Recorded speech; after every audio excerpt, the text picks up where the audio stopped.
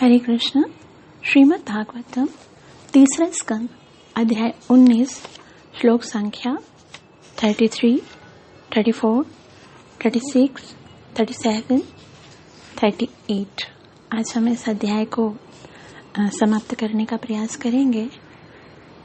इस आध्यात्मिक जगत में प्रवेश करने से पहले गुरु और गौरांग से कृपा की याचना करते हुए मंगलाचरण करेंगे ताकि हम जो अध्ययन कर रहे हैं उसका पूरा लाभ प्राप्त हो सके, जो कि है कृष्ण प्रेम की प्राप्ति। गुरवे गौरचंद्राय राधिकाय तदालये कृष्णाय कृष्णभक्ताय तद्भक्ताय नमो नमः। वंशी विभूषितकरा नवनीरदाभा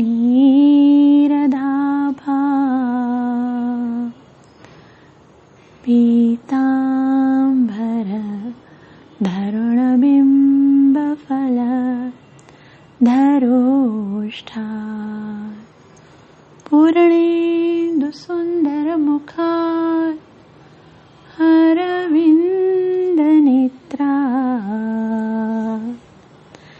कृष्णात् परं किमपि तत्त्वमहं न जाने। नारायणं नमस्कृत्य नरं चैव नरोत्तमं दैवीं सरस्वतीं व्यासं ततो जयमुदीरयेत्। नष्टप्रायेषु अभद्रेषु नित्यं भागवत सेवया भगवती उत्तमश्लोके भक्तिरभवति नैष्टिकी। पञ्चतत्त्वात्मकं कृष्णं भक्तरूपस्वरूपकं भक्तावतार भक्ताख्यं नमामि भक्तशक्तिकं। जय श्री कृष्ण चैतन्य प्रभु नित्यानंदा श्री अद्वैत गदाधर श्रीवासदि गौर भक्तवृंदा। हरे कृष्ण कृष्ण कृष्ण हरे हरे, हरे राम राम राम हरे हरे। ग्रंथराज श्रीमद् भागवतम महापुराण की जय। तीसरा स्कंद अध्याय 19 जिसका शीर्षक है असुर हिरण्यक्ष का वध। तो हमने देखा इस महाभयंकर असुर को भगवान वराह ने कीड़ा करते हुए ऐसे मार डाला मानो कोई बच्चा खिलौने से खेलते खेलते उसे तोड़ देता है। और भगवान के इस सुंदर अवतार के विषय में हमने पढ़ा जिन्होंने पृथ्वी माता को रसातल से निकालकर इस स्थित कर दिया ताकि जो भी जनसंख्या भी उत्पन्न होगी तो उनके लिए जो पृथ्वी की आवश्यकता पड़ेगी, तो वहाँ पर अभी भगवान ने पृथ्वी को भी स्थापित कर दिया और हिरण्याक्ष का भी वध कर दिया। उसके उपरांत सूत गोस्वामी नैमिषारण्य में बैठे हुए जो ऋषि मुनि हैं उनको बता रहे हैं। श्लोक नंबर 33 में वे कहते हैं, सूत उवाच इति कोशारवाक्यातम् आश्रुत्य भगवत्कथाम् क्षत्तानन्दं परं लेभे महाभागवतो द्विज। इति कौशारवाक्यातम् आश्रुत्य भगवत्कथाम् क्षत्तानन्दं परं लेभे महाभागवतो द्विज। सूत गोस्वामी शौनक मुनि को कहते हैं, सूत उवाच अर्थात सूत गोस्वामी कहते हैं, इति इस प्रकार, कौशारव क्योंकि कौशारु उनके पिता का नाम कौशारु था मैत्रेय मुनि का, इसलिए उनको कौशारव कहा जाता है। इस प्रकार जब मैत्रेय मुनि यानी कौशावर ने आख्याता मतलब जो ये अभी भगवान की महिमा सुनाई, उसको आश्रुत्य मानी सुनकर, भगवत कथा यानी ये भगवान के विषय में जो सुंदर आख्यान था उसको सुनकर, क्षत्तानंदम, क्षत्ता कहते हैं विदुर जी का एक नाम है क्षत्ता, और आनंदम मतलब उनको आनंद प्राप्त हुआ। कितना आनंद? परम आनंद। आनंदम परम लेभे मतलब प्राप्त किया, उनको बहुत आनंद आया। महाभागवत परम भक्त द्विज, हे ब्राह्मण यानी शौनक मुनि। तो सूत गोस्वामी शौनक मुनि को द्विज कहकर कहते हैं कि जब विदुर जी को मैत्रेय मुनि यानी कौशारव ने क्षत्ता को इतना सुंदर से भगवान का ये आख्यान सुनाया, तो उनको कैसा आनंद प्राप्त हुआ? आनंदम परम लेभे, उनको बहुत आनंद हुआ। क्यों? क्योंकि महाभागवत, ये जो भागवतम महापुराण है वो शुद्ध भक्तों को परम आनंद प्रदान करने वाला है। अनुवाद देखिए, श्री सूत गोस्वामी ने आगे कहा, हे शौनक, मेरे प्रिय ब्राह्मण, भगवान के परम भक्त क्षत्ता यानी विदुर को कौशारव यानी मैत्रेय मुनि के आधिकारिक स्तोत्र से पूर्ण पुरुषोत्तम भगवान की लीलाओं का वर्णन सुनकर दिव्य आनंद प्राप्त हुआ और वह अत्यंत प्रसन्न हुए। श्रील प्रभुपाद की जय। श्रील प्रभुपाद जी कहते हैं, यदि कोई भगवान की लीलाओं को सुनकर दिव्य आनंद उठाना चाहता है तो उसे आधिकारिक स्तोत्र से ही सुनना चाहिए, जैसा कि यहाँ कहा गया है। अब यहाँ पर बताया गया कि ये जो मैत्रेय मुनि है वो कोई साधारण नहीं, कौशारव है। यानी वो उनको जो पहले उनके पिताजी थे कौशार, वो क्या करते थे? वो भगवान के भक्तों को या देवताओं को भगवान की कथा सुनाते थे। फिर जब उनकी मृत्यु हुई बलराम जी के दंड देने से, तो फिर बलराम जी के कृपा पात्र सूत गोस्वामी के द्वारा ये कथा सुन रहे हैं। तो इस तरह से जो परंपरा से आए उसी भक्त के द्वारा हमको सुनना चाहिए, उसी से परम आनंद प्राप्त होता है। आनंद दो प्रकार के होते हैं, यहाँ पर लिखा हुआ है आनंदम परम लेभे। दो प्रकार के आनंद होते हैं। एक आनंद नहीं होता है, वो एंटरटेनमेंट होता है, वो आपको कोई भी करा सकता है। किसी को भी आप बुलाओगे बैठेगा, जिसको कुछ भी बीच में लतीफे, कहानियां, स्टोरियां, सॉन्ग्स कुछ भी डाल के आपको कथा सुनना देगा, तो आपको आनंद आएगा। बस थोड़ा नचा देगा, थोड़ा झूम जाओगे आपको लगेगा कि हमें बहुत मजा आया। लेकिन यहाँ पर मजा की, मनोरंजन की बात नहीं है।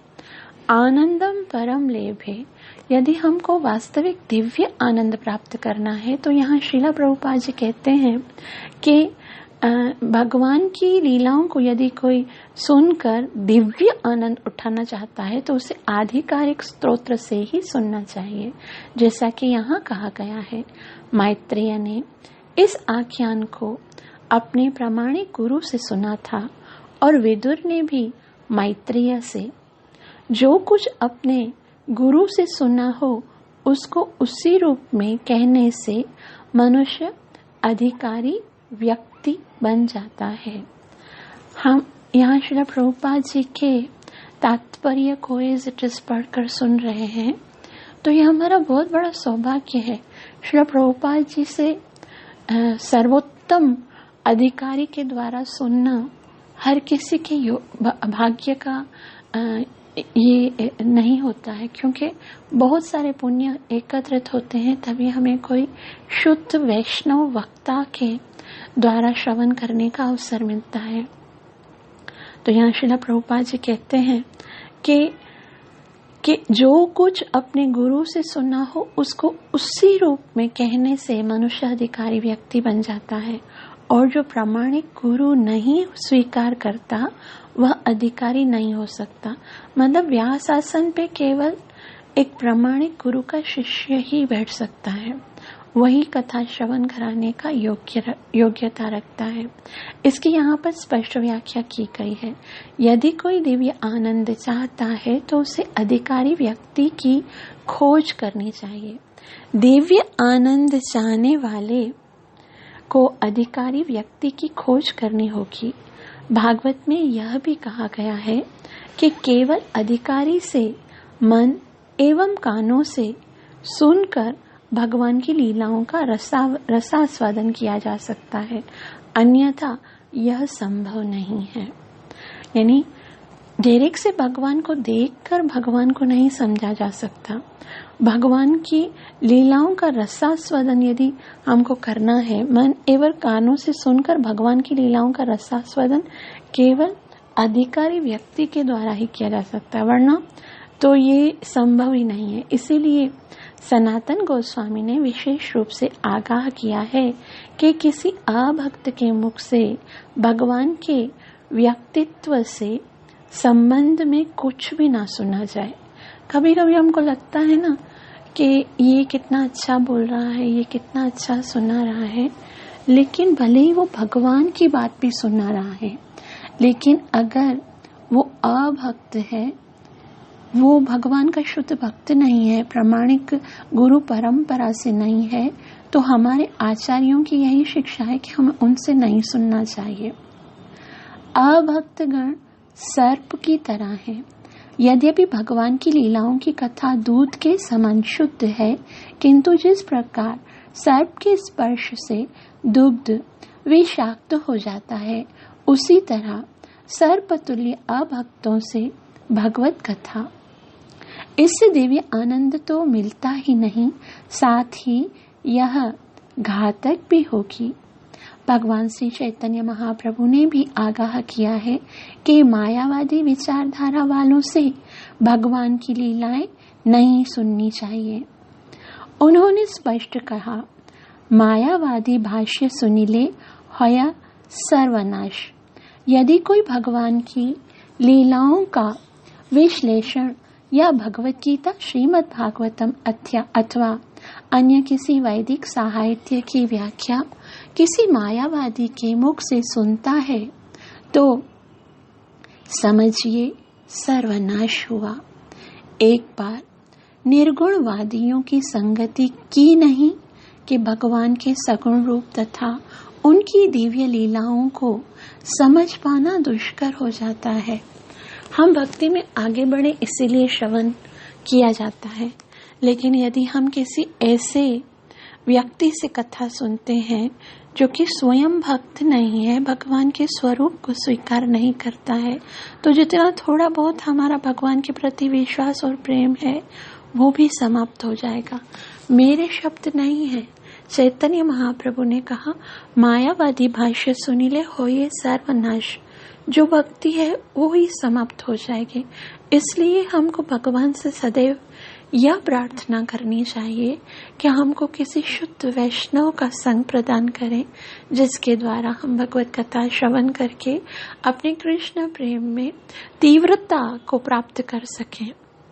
श्रील प्रभुपाद जी आगे कहते हैं, सूत गोस्वामी शौनक आदि ऋषियों को संबोधित कर रहे थे, अतः उन्होंने इस श्लोक में उन्हें द्विज अर्थात द्विजन्मा कहकर संबोधित किया। जो लास्ट शब्द है जिसमें उन्होंने कहा है महाभागवतो द्विज, तो क्यों यहाँ श्रील प्रभुपाद जी कहते हैं, नैमिषारण्य में एक होकर सूत गोस्वामी से श्रीमद् भागवतम सुन रहे समस्त ऋषि चूंकि ब्राह्मण ही थे, किंतु ब्राह्मण की योग्यता प्राप्त कर लेना ही सब कुछ नहीं होता। मात्र द्विज होना सिद्ध नहीं है। सिद्धि तो तभी मिलती है जब कोई प्रामाणिक स्रोत से भगवान की लीलाओं को सुने। तो यहाँ द्विज कहकर उन्होंने ये बताया है कि आप ब्राह्मण तो हो, लेकिन अभी भी आपको बहुत कुछ सुनना है, सीखना है। तो कैसा है, शुरू में तो सब जब पैदा होते हैं तो यूं समझो सब शूद्र होते हैं, जन्मजात शूद्र, जन्म से जो है वो सब शूद्र होते हैं। संस्कारा द्विज उच्यते, जब उनका यज्ञोपवीत संस्कार होता है, जब उनको जनेऊ प्राप्त होता है तो वो संस्कारा द्विज उच्यते, उनको द्विज कहा जाता है। और ब्रह्म जानाति इति ब्राह्मण, और जब भगवान के तत्व को जान जाते हैं कि ब्रह्म क्या है, परमात्मा क्या है, कृष्ण क्या है, भगवान को यदि तत्व से जब जान लेते हैं तो कौन बन जाते हैं, फिर ब्राह्मण बन जाते हैं। आगे सूत गोस्वामी कहते हैं कि भगवान की कथाएं तो बहुत दिव्य होती हैं। जीव यदि केवल शुद्ध भक्तों के विषय में भी सुनता है, शुद्ध भक्त भगवान की किस तरह से प्रेममयी सेवा करते हैं, हम यदि उनके विषय में भी सुनेंगे ना, तो भी अमर यश वाले भक्तों के विषय में सुनकर वास्तविक दिव्य आनंद प्राप्त हो सकता है। वह भगवान जिनके चरणों से जुड़ जाने के बाद साधारण सा कनिष्ठ जीव भी उनकी कथा भी आनंदित कर सकती है, तो साक्षात भगवान की कथाओं का क्या कहना। वे कहते हैं, अन्येषां पुण्य श्लोकानां उत्थामा यशसां सतां उपश्रुत्य भवेन्मोथ श्रीवत्साङ्कस्य किं पुनः। अन्येषां पुण्यश्लोकानां उत्थामा यशसां सतां उपश्रुत्य भवेन्मोद श्रीवत्साङ्कस्य किं पुनः। अन्येषां यानी दूसरों का, पुण्य श्लोकानां यानी पवित्र यश का, उद्याम यशसाम यानी जिनकी ख्याति सर्वत्र फैली हुई है, सताम यानी भक्तों का, उपश्रुत्य यानी सुन करके, भवेत मोद, भवेत मन उठ सकते हैं, मोद मन आनंद, श्रीवत्स अंकस्य यानी वो भगवान जिनके वक्षस्थल पर श्रीवत्स चिन्ह धारण किया हुआ है, ऐसे भगवान का किम पुनः फिर क्या कहना। अनुवाद, मैत्रेय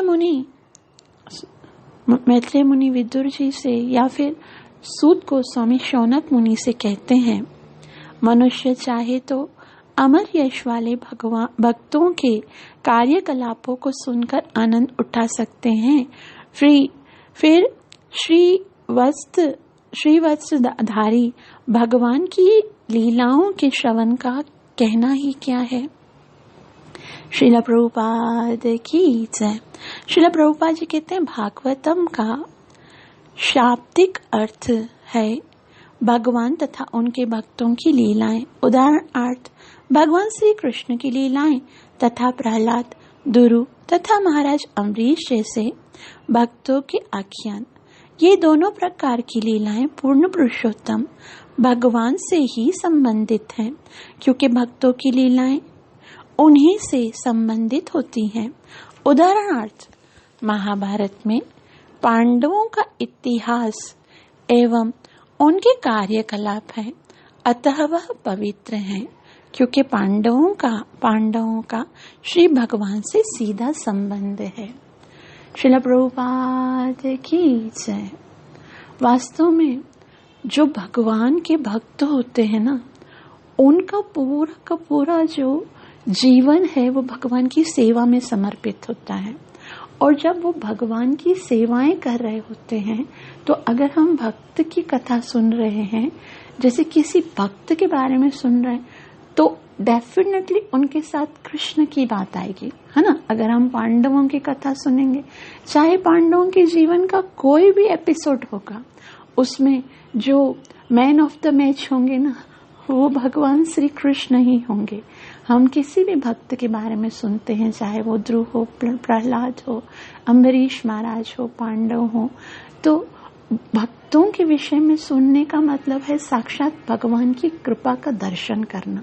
और भी भगवान अपनी कथाओं से, अपनी प्रशंसा से इतना प्रसन्न नहीं होते हैं जितना जब भगवान के भक्त की कथा होती है कि कैसे मेरे भक्त जो है वो मुझसे प्रेम करते हैं, कैसे मेरे लिए तड़पते हैं, किस तरह से मेरे लिए रोते हैं, मेरी सेवा करते हैं। जब भगवान अपने भक्तों के विषय में सुनते हैं तो भगवान भी आनंदित होते हैं। और इसी भगवान इसी भक्त रस का आनंद लेने के लिए तो महाप्रभु के स्वरूप में आए। आगे सूत गोस्वामी शौनक मुनि को कहते हैं, जब जब भगवान के भक्त संकट के समय भगवान को स्मरण करते हैं तो भगवान तुरंत आ जाते हैं। भगवान तो तैयार खड़े होते हैं कि कब कोई मेरा भक्त मुझे बुलाए तो मैं उनकी रक्षा करने के लिए जाऊं। सूत गोस्वामी कहते हैं, यो गजेन्द्रम जशक्रस्तम ध्यायन्तं चरणाम्बुजं कोशन्तीनां करेणूनां कृच्छित्तो मोचयद्रुतं यो गजेन्द्रम जशग्रस्तम।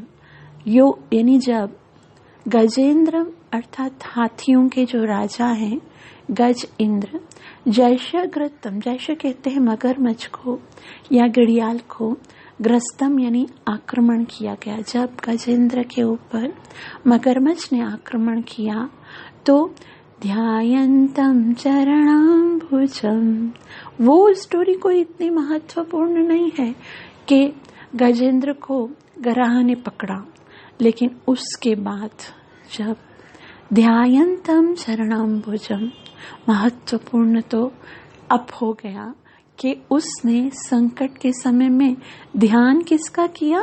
ध्यायन्तं अर्थात ध्यान करते हुए, चरणाम्बुजं भगवान के चरण कमलों का ध्यान किया।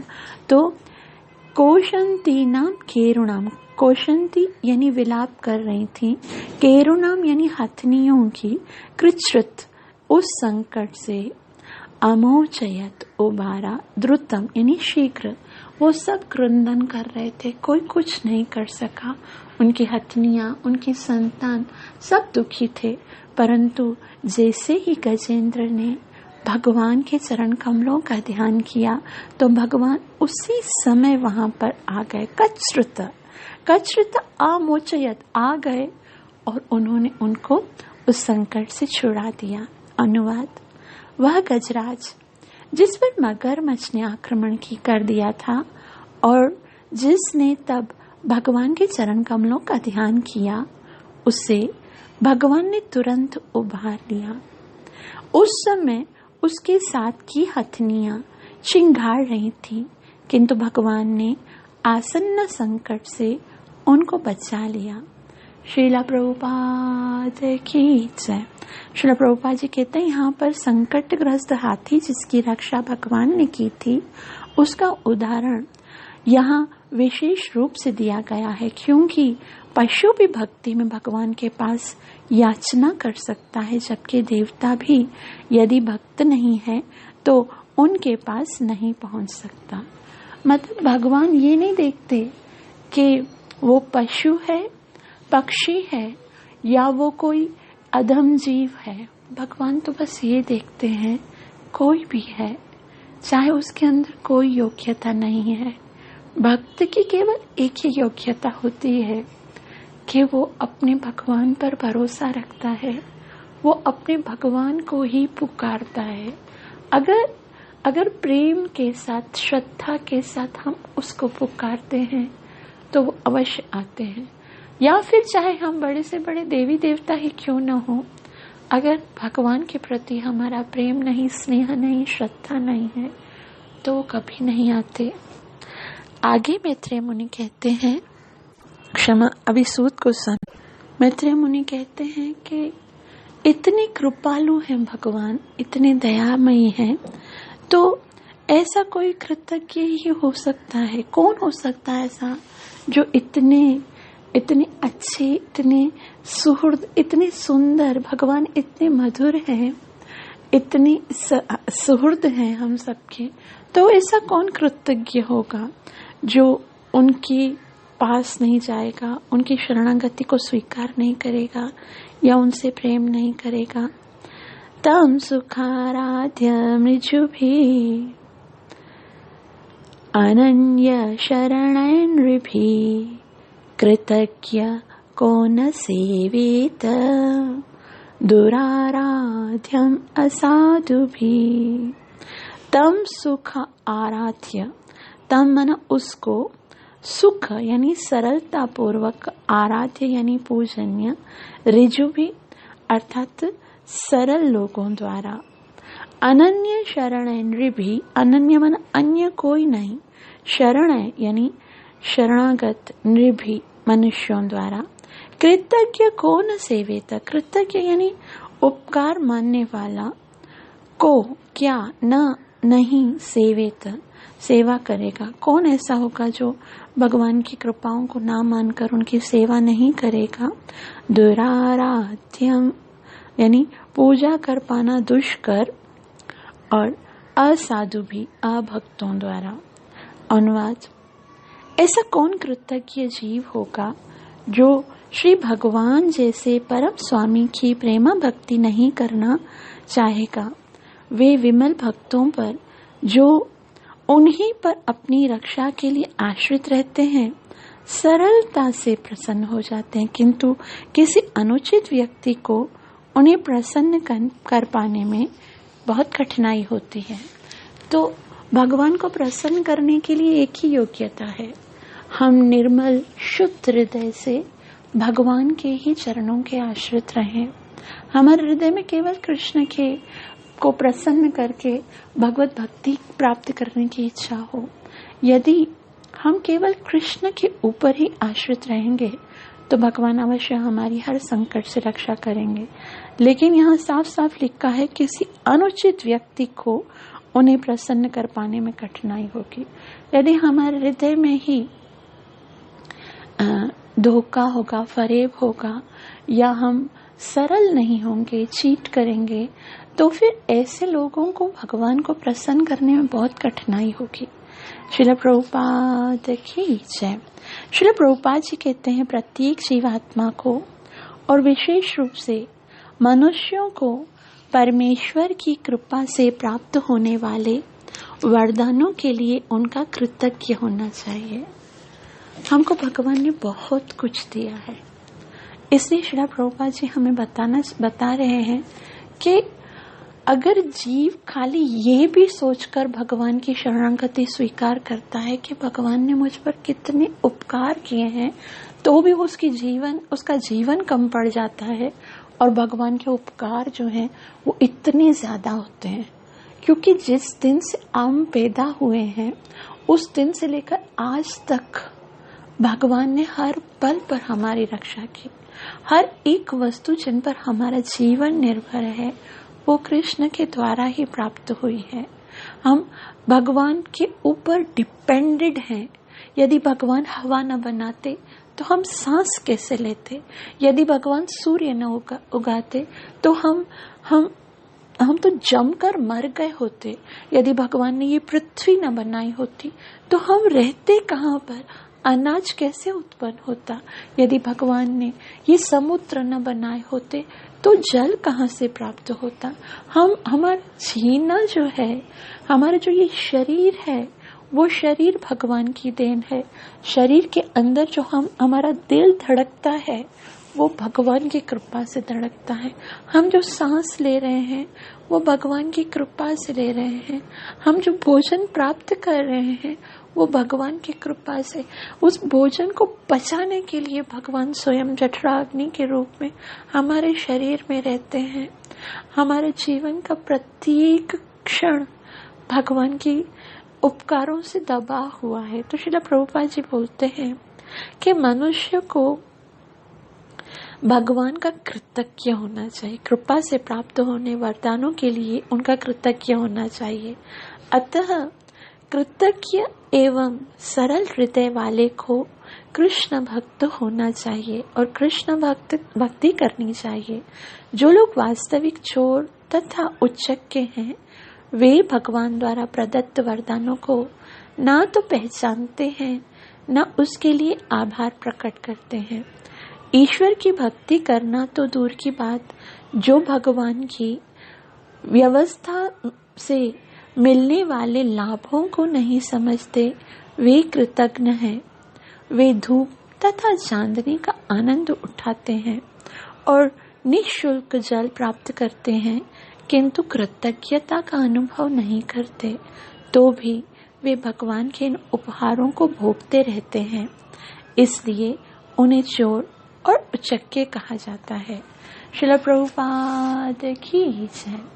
तो श्रील प्रभुपाद जी बोलते हैं कि बहुत से ऐसे कृतज्ञ लोग होते हैं जो भगवान की दी हुई इन समस्त वस्तुओं का लाभ उठाते हैं, परंतु वो भगवान को कभी धन्यवाद नहीं करते, वो भगवान को कभी प्रशंसा नहीं करते, उनका कृतज्ञता कभी भी बखान नहीं करते। तो ऐसे लोग तो श्रील प्रभुपाद जी बोलते हैं कि वो चोर हैं।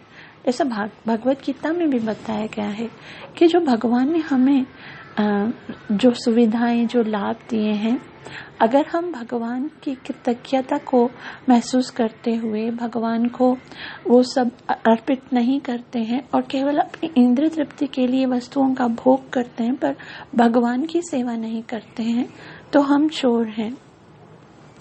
आगे मैत्रेय मुनि कहते हैं कि हे द्विजो, अभी जो हमने भगवान की इतनी सुंदर कथा का श्रवण किया, भगवान ने वराह स्वरूप में सूकर रूप में आकर हिरण्याक्ष का वध किया।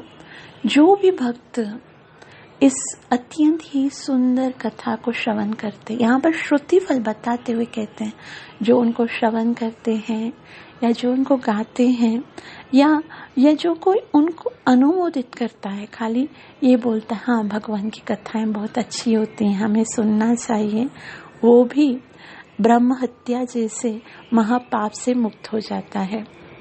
श्लोक नंबर 37 में श्रुति फल बता रहे, वे कहते हैं यो वै हिरण्याक्षवदं महाद्भुतं विक्रीडितं कारणसूकरात्मना शृणोन्ति गायन्त्यनुमोदितेञ्जसा विमोच्यते ब्रह्मवदादपि द्विजा। यो वै हिरण्याक्षवदं महाद्भुतं विक्रीडितं कारणसूकरात्मना शृणोन्ति गायन्त्यनुमोदतेञ्जसा विमोच्यते ब्रह्मवदादपि द्विजा।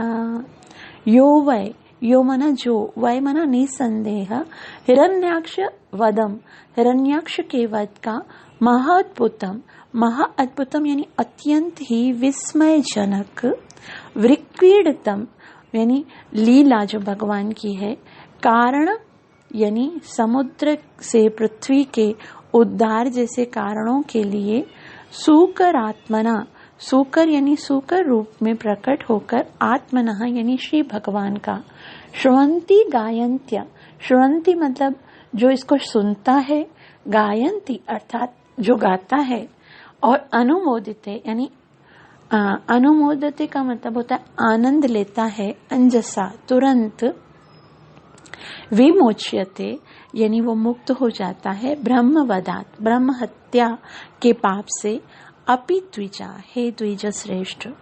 अनुवाद, हे ब्राह्मणों, जगत के उद्धार हेतु आदि सूकर रूप में प्रकट होने वाले भगवान द्वारा हिरण्याक्ष वध के इस अद्भुत आख्यान को जो कोई सुनता है, गाता है या इसमें रस लेता है वह ब्रह्म हत्या जैसे पापमय कर्मों के फल से तुरंत मुक्त हो जाता है। श्रील प्रभुपाद की जय। श्रील प्रभुपाद जी कहते हैं, क्योंकि श्री भगवान परम पद पर आसीन हैं, अतः उनकी लीलाओं तथा उनके व्यक्तित्व में कोई अंतर नहीं है। अतः जो भी भगवान की लीलाओं से अपना नाता जोड़ता है वह भगवान से प्रत्यक्ष जुड़ता है, और जो इस प्रकार जुड़ जाता है वह समस्त पापमय कर्मों से, यहाँ तक कि ब्रह्म हत्या जैसे पाप से भी मुक्त हो जाता है। यह अत्यंत ही सुंदर और अत्यंत ही महत्वपूर्ण बात है। यदि हमको अपने जीवन के जितने भी हमारे पुराने पाप हैं उनसे छूटना है, तो उसका सबसे सरल रास्ता यही है कि हम भगवान की कथाओं को श्रवण करें। क्योंकि श्रील प्रभुपाद जी ने यहाँ बताया कि भगवान में और उनकी कथाओं में कोई अंतर नहीं है। भगवान की कथाओं को श्रवण करना मतलब साक्षात भगवान का संग करना, और अगर हम साक्षात भगवान के साथ संग करते हैं तो हमारी सारी अपवित्रता, मलिनता, अपराध, पाप सब समाप्त होता है। यहाँ तक कि ब्रह्म हत्या जैसे पाप से भी हम मुक्त हो सकते हैं। श्रील प्रभुपाद जी आगे कहते हैं कि यद्यपि इसे संसार की सबसे अधिक पापमयी कृत्य माना जाता है, यानी ब्रह्म हत्या जो है वो बहुत ज्यादा पाप है, सबसे बड़ा, मनुष्य को चाहिए कि शुद्ध भक्त जैसे अधिकृत स्रोत से भगवान के कार्यकलापों को सुनने के लिए उत्सुक रहे। यह हमारे लिए श्रील प्रभुपाद जी यहाँ पर एक हमें प्रस्तावना दे रहे हैं कि हमें हमेशा इच्छुक होना चाहिए, हमेशा उत्सुक रहना चाहिए कि कोई शुद्ध भक्त मिले और वो हमें भगवान की कथाओं को श्रवण कराए। यदि कोई भगवान के आख्यान का श्रवण मात्र करता है और भगवान के गुणों को स्वीकार करता है तो वह योग्य बन जाता है। मायावादी कभी भी भगवान के कृत्यों को नहीं समझ सकते, वे उनके समस्त कार्यों को माया मानते हैं, इसलिए तो वे मायावादी कहलाते हैं। अभी भगवान का भक्त जो है वो भगवान की कथाओं में आनंद लेता है, और मायावादी क्योंकि भगवान के शरीर को, भगवान की लीलाओं को, भगवान के स्वरूप को ही माया मानते हैं, तो वो उनमें कभी भी आनंद नहीं लेते हैं, क्योंकि उनके लिए हर वस्तु माया है। अतः ऐसे आख्यान उनके लिए नहीं है। कुछ निर्विशेषवादी श्रीमद् भागवतम को सुनना नहीं चाहते, यद्यपि उनमें से अनेक आर्थिक लाभ के लिए उसमें भी अब रुचि दिखाने लगे हैं, किंतु वास्तविक रूप में वे श्रद्धा नहीं रखते, उल्टे वे अपने ही ढंग से उसका वर्णन करते हैं। अतः हमें मायावादियों से इसको नहीं सुनना चाहिए। हमें तो सूत गोस्वामी या मैत्रेय मुनि जैसे भक्तों से सुनना चाहिए, जो आख्यानों को यावत रूप में प्रस्तुत करने वाले हैं। तभी हम भगवान की लीलाओं का रस आस्वादन कर सकेंगे, अन्यथा नवदीक्षित श्रोताओं पर विष तुल्य प्रभाव पड़ेगा। श्रील प्रभुपाद की जय। हमें श्रील प्रभुपाद जी बार बार सावधान कर रहे हैं कि भगवान की कथाओं को सिर्फ शुद्ध भक्तों के द्वारा ही सुनना चाहिए। महाप्रभु कहते हैं, भागवत सुनिए भागवत स्थाना, कि भागवत को अगर सुनना है तो भागवत यानी भगवान के भक्तों के द्वारा ही सुनिए, वरना तो अगर नहीं मिल रहा है तब तक सिर्फ प्रार्थना कीजिए भगवान से कि हमें शुद्ध भक्तों के द्वारा भागवत श्रवण करने का अवसर मिले। यह हमारे जन्म जन्मांतर के किए हुए, संचित किए हुए पुण्य कर्मों का एक हमें भगवान की कृपा से लाभ प्राप्त हुआ है कि हम इसमें कोई संदेह नहीं है कि मेरे अंदर बहुत सारी बुराइयां हैं, कमियां हैं, खामियां हैं, मैं इस योग्य नहीं हूँ। लेकिन मैं कसम खा के बोलती हूँ कि जो कुछ मैं आपको सुना रही हूँ वो एज इट इज शुद्ध वैष्णवों के शब्द आप तक पहुँचा रही हूँ। इसमें कोई मिलावट नहीं है। जो शब्द श्रील प्रभुपाद जी से और मेरे गुरु महाराज प्रातः स्मरणीय श्री राधा गोविंद महाराज से जो आख्यान को जिस भाव से मैं सुन रही हूँ, एज इट इज आप तक पहुँचा रही हूँ, तो इसमें आप मेरी मेरी खामियों को, त्रुटियों को ना देखकर अगर कुछ गलत निकलता है तो उसका पूरा जिम्मा मेरा है। मेरे मुख से जाहिर सी बात है, हम भौतिक जगत में रहते, लेकिन अगर कुछ अच्छा लगता है, यदि हृदय में जरा सा भी भगवान के लिए प्रेम उत्पन्न हो रहा है या भगवान की कथाओं को श्रवण करके आनंद हो रहा है, तो को पूरा का पूरा credit goes to Shrila Prabhupada ji. वो उन्हीं की कृपा है जो जिसको सिर्फ मैं जैसे कहीं पर महाप्रसाद डिस्ट्रीब्यूट हो रहा होता है तो कभी कभी हम साधारण भक्तों को भी वो डिस्ट्रीब्यूशन की सेवा मिल जाती है। अब महाप्रसाद के अंदर जो स्वाद है, जो रस है, जो कृपा है, वो तो शुद्ध भक्तों ने, जिन्होंने पकाया है, जिन्होंने ऑफर किया है, उनके द्वारा डिस्ट्रीब्यूशन, जो डिस्ट्रीब्यूट कर रहा है उसकी कोई योग्यता नहीं। वो तो बस एज इट इज आपको खर्ची भर भर के दे रहा है। तो बस एक डिस्ट्रीब्यूटर की तरह हम भगवान के इन शब्दों को आप तक पहुंचा रहे हैं। ये एज इट इज हम सुन रहे हैं। श्रील प्रभुपाद जी ने जो कहा है कि हमें शुद्ध भक्तों से सुनना चाहिए, तो हम आपको शुद्ध भक्तों के द्वारा ही इस भागवतम का रसास्वादन करा रहे हैं। आगे यहाँ पर सूत गोस्वामी इस भागवत कथा को, ये जो असुर हिरण्याक्ष का भगवान के वराह रूप के द्वारा जो वध हुआ है, इस अद्भुत कथा के श्रवण करने के अद्भुत फलों के विषय में बता रहे हैं। अद्भुत फल हैं, हम सोच भी नहीं सकते हैं कि हम कितना महान कार्य करके आए। इस कार्य के द्वारा हमारी हर प्रॉब्लम, ये केवल यह जो वराह देव के द्वारा हिरण्याक्ष का वध है, उस आख्यान को श्रवण करने से कितने कितने लाभ मिलते हैं, वो इस 38 श्लोक में लिखे हुए हैं। सूत गोस्वामी समस्त ब्राह्मण 88,000 ऋषियों को बता रहे हैं। वे कहते हैं, एतन् महापुण्यमालं पवित्रं धन्यं यशस्यं पदमायुराशिषां प्राणेन्द्रियाणां युधिशौर्यवर्धनम् नारायणोऽन्ते गतिरङ्गश्रवताम् एतन्महापुण्यमलं पवित्रं धन्यं यशस्यं पदमायुराशिषाम् प्राणेन्द्रियाणां युधिशौर्यवर्धनम् नारायणोऽन्ते गतिरङ्गश्रवताम्। शब्दार्थ, एतन महापुण्य अमलम पवित्रम। एतन माना ये जो आख्यान, ये जो असुरवध का जो आख्यान था वराह भगवान के द्वारा, महापुण्यम यानी इसको श्रवण करने से महापुण्य प्राप्त होता है। पहले तो बताया इसको सुनने से ब्रह्म हत्या का जो पाप है वो समाप्त होता है। पाप समाप्त होने के साथ साथ में बहुत सारा पुण्य अर्जित होता है। क्यों? क्योंकि अलम का मतलब होता है अत्यंत पवित्रम। ये अत्यंत ही पवित्र है। भगवान वराह के स्वरूप में जब आते हैं ना, तो उनकी कथा को श्रवण करना कितना पवित्र है, क्योंकि भगवान चाहे कोई भी स्वरूप धारण करते हैं तो भी वह परम पवित्र ही रहते हैं। तो पवित्र, धन्यम यशसम, धन्य मना इसके द्वारा काली इन कथाओं को भी यदि श्रद्धा के शुद्ध भक्तों के द्वारा सुनते हैं तो धन प्राप्त होता है। यशस्यम यानी यश की प्राप्ति होती है।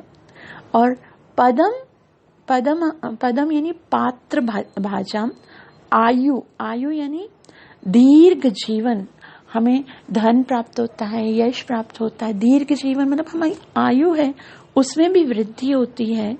और आशीषाम अर्थात कामनाएं भी, जो इच्छाएं होती है मन में, वो भी पूरी होती हैं।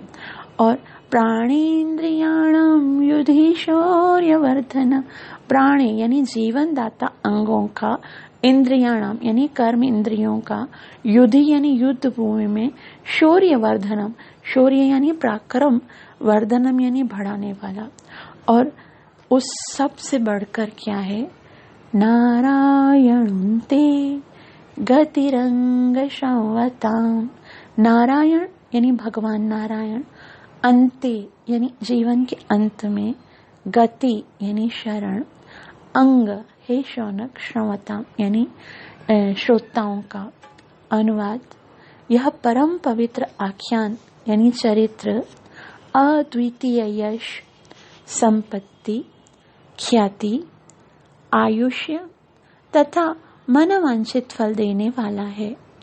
युद्ध भूमि में ये मनुष्य के प्राणों तथा कर्मेंद्रियों की शक्ति वर्धित करने वाला है। हे शौनक, जो अपने अंतःकाल में इसे सुनता है वह भगवान के परम धाम को जाता है। श्रील प्रभुपाद की जय। श्रील प्रभुपाद जी कहते हैं, भक्त सामान्य रूप से भगवान की लीलाओं के आख्यानों से आकृष्ट होते हैं और तपस्या या ध्यान न करने पर भी इन लीलाओं के श्रवण मात्र से अनेक लाभ यथा संपत्ति, ख्याति, आयुष्य तथा जीवन की अन्य मनोकामनाएं प्राप्त करते हैं।